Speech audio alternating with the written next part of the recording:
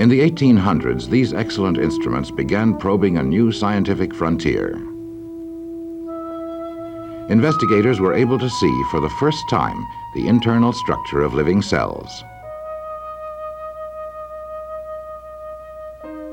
It was the golden age of bacteriology, and the organisms which caused tuberculosis, typhoid fever, and other bacterial diseases were seen and described.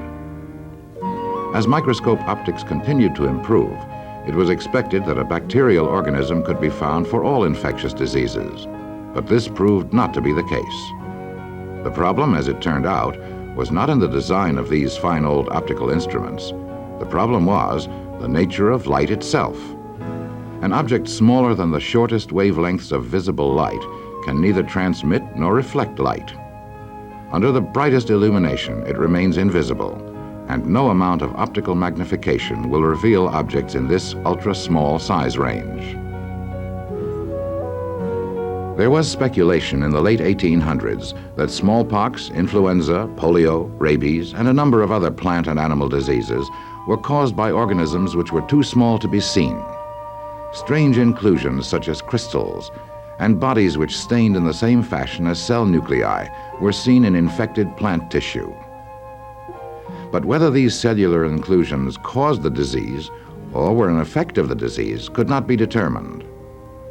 In opposition to the invisible organism theory, a different school of thought held that such diseases were the result of chemical poisons which were effective in even minute amounts. Both sides looked at the limited evidence available. A disease of tobacco plants called tobacco mosaic, in which the leaves took on a mottled, patchy appearance, could be passed on by grinding up the diseased leaves and inoculating a healthy plant with the sap.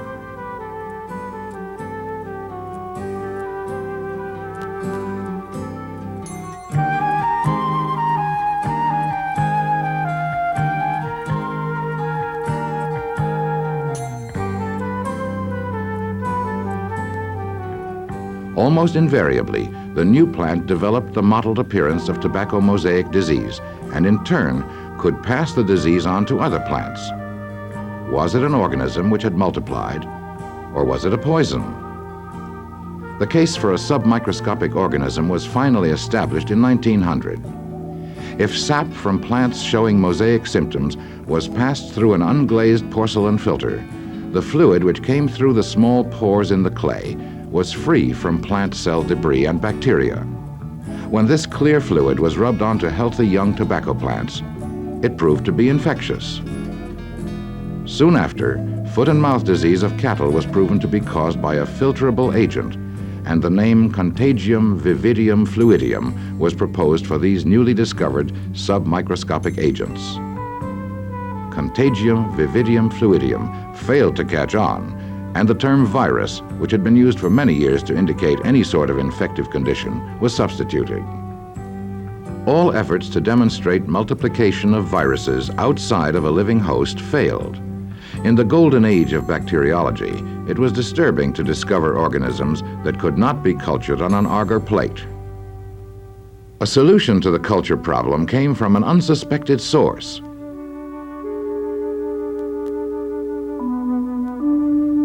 The chick embryo develops in a germ-free environment and provides living cells conveniently supplied with all their nutritional requirements. The egg became the tool of the virologists.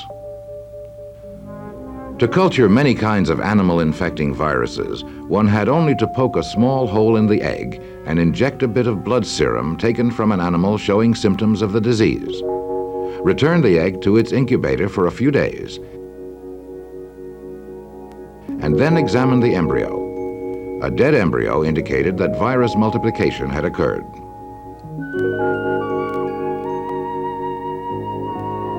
A refinement in the laboratory culture of animal viruses came with the development of techniques which permit living cells to be grown in the germ-free environment of a laboratory flask.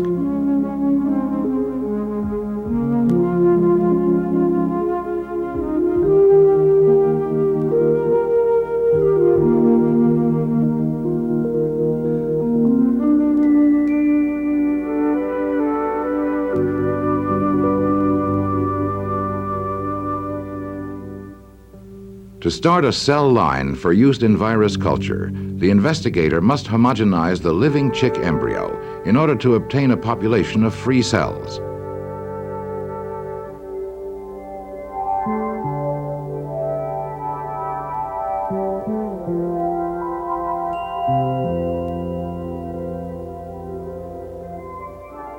After treatment with enzymes to further separate the embryonic tissues, the cells are concentrated by centrifugation.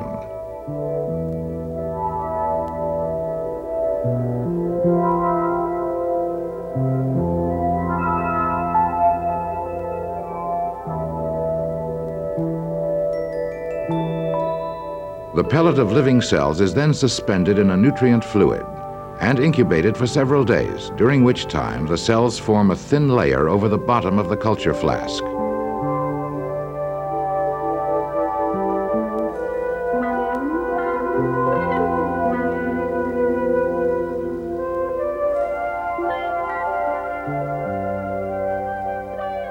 The healthy chick cells can be inoculated with tissue fluids from an infected host.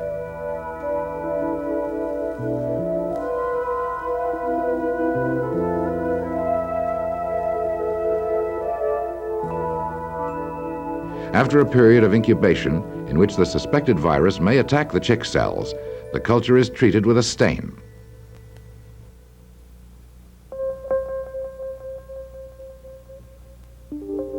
Each small hole or plaque in the layer of purple-stained cells represents the site of attack by a virus particle, which has initiated an infection, multiplied, and destroyed the cells in that area. By counting the plaques, the virologist can actually determine the number of virus particles present in her sample. Virologists were confronted by the inescapable conclusion that viruses reproduce only within living cells. In the 1930s, another surprising fact was discovered. Viruses could be crystallized. These crystals posed a basic question: are viruses actually life forms? It was difficult to accept that a living thing could be crystallized like common table salt and still be considered alive. If only the virus could be seen. In the 1940s, a new instrument came into use, the electron microscope.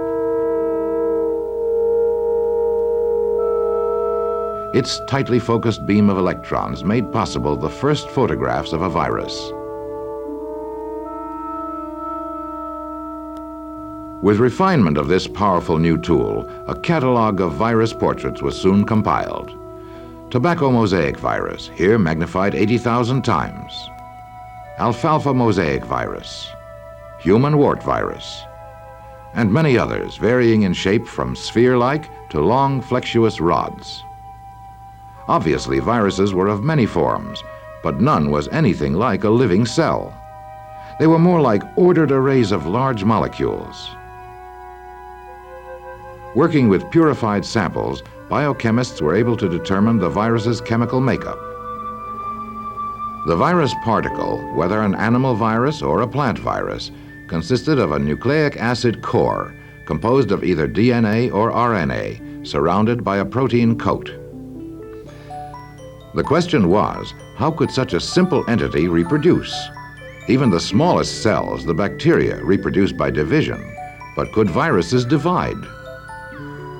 In order to study virus reproduction, a type of host cell was needed that could be easily manipulated.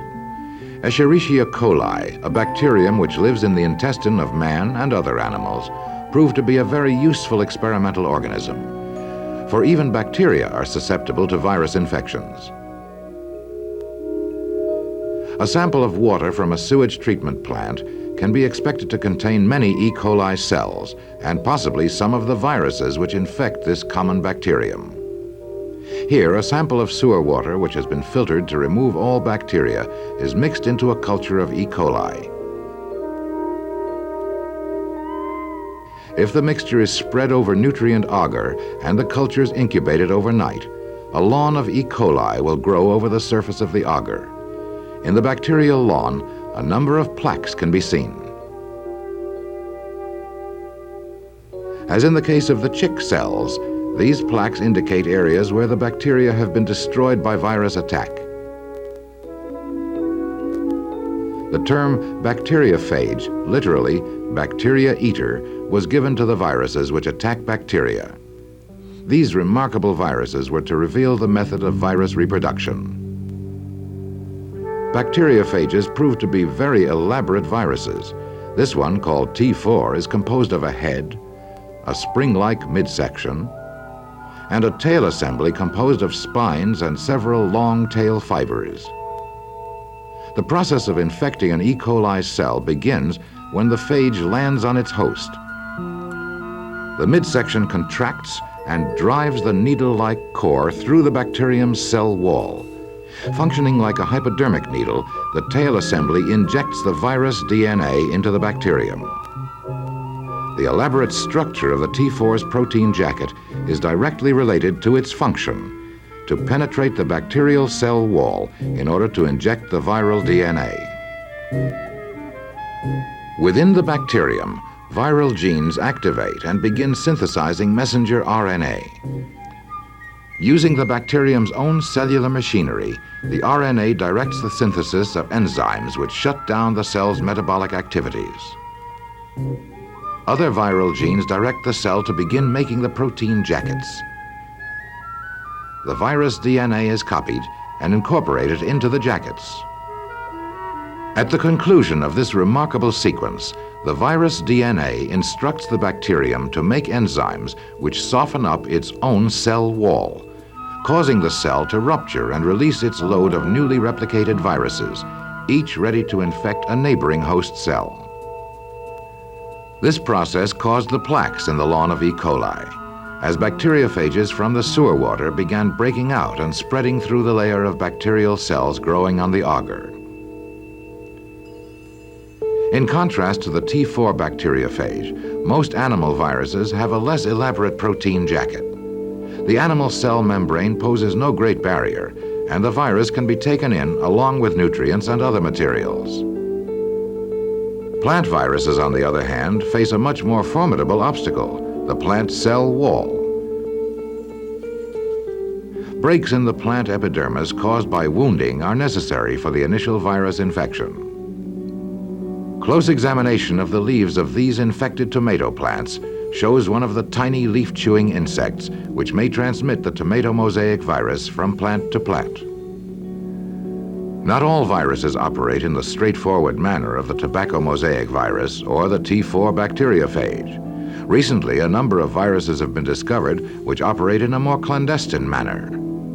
These have the ability to snip their way into their host cell's DNA. When the cell divides, the virus DNA is copied along with a host's genes. These hidden viruses are of great interest to cell biologists.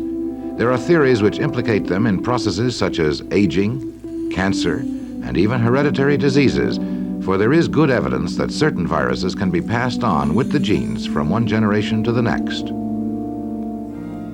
Mouse mammary tumor virus is transmitted from generation to generation in a different way. The virus, which is thought to trigger these grotesque breast tumors, occurs in almost 100% of the females in certain strains of mice.